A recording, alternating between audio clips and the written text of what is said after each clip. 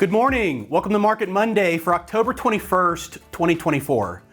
Last week was the 2-year anniversary of, remember this, the 100% recession call. Since then, the S&P 500 stock market is up over 60%, and economic growth, including inflation, has grown 3% annualized over that period. Good grief. Can you imagine having listened to the media and sold everything? That's what we're here for, folks. And along with the 2-year anniversary of the recession call is the 2-year anniversary of the bull market. Historically, since 1950, bull markets have lasted an average of 5.5 years, delivering an impressive average return of more than 190%. This includes the brief bull market artificially ended by COVID. Bottom line is, this bull could last for years. Having been in a bull market for a couple years now, it's natural for the market to make new all-time highs. In fact, this year has had more than 45 new all-time highs. We've looked at this before, but you can see here, it's quite normal for the market to make new all-time highs, even lots of them, multiple years in a row. We would call this a feature of stock market investing. Of course, sometimes followed by years of no new all-time highs. Does your investing plan accommodate such periods? We've all heard for our entire investing lives to buy low and sell high. Fine, agreed.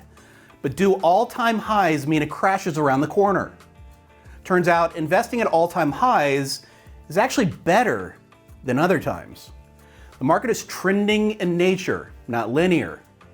Here's investing at new highs in green and investing on all days in gray. Any horizon longer than 1 year out, then investing at all-time high wins out. Of course, there will be some times when investing at all-time highs is the high, and you'll have to live through a drawdown potentially for several years. This is another feature of stock market investing. Bottom line is, don't fear and actually embrace new all-time highs. Along with new highs in the stock market and real estate prices that have screamed higher over the past few years, household net worth in the United States has grown by 46.6 trillion with a T since right before the beginning of the pandemic. Yet households saying their financial situation is better versus a year ago is at a 1-year low, close to where it was at the peak of COVID. So it really does appear that this is a tale of two worlds, of the haves and the have-nots.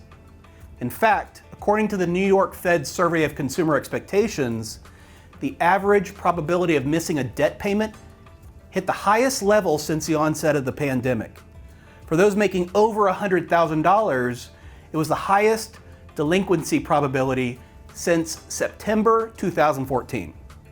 This is one reason that the Fed will likely continue cutting rates in the years ahead, despite the strong stock market. And today we'll leave you with this. 68 million Social Security recipients will see a 2.5% cost of living adjustment beginning in January of 2025. Payments have jumped 22% over the past 4 years due to the spike in inflation, the biggest 4-year increase since 1982. And even when inflation comes back down or goes negative, Social Security doesn't. Have a great week.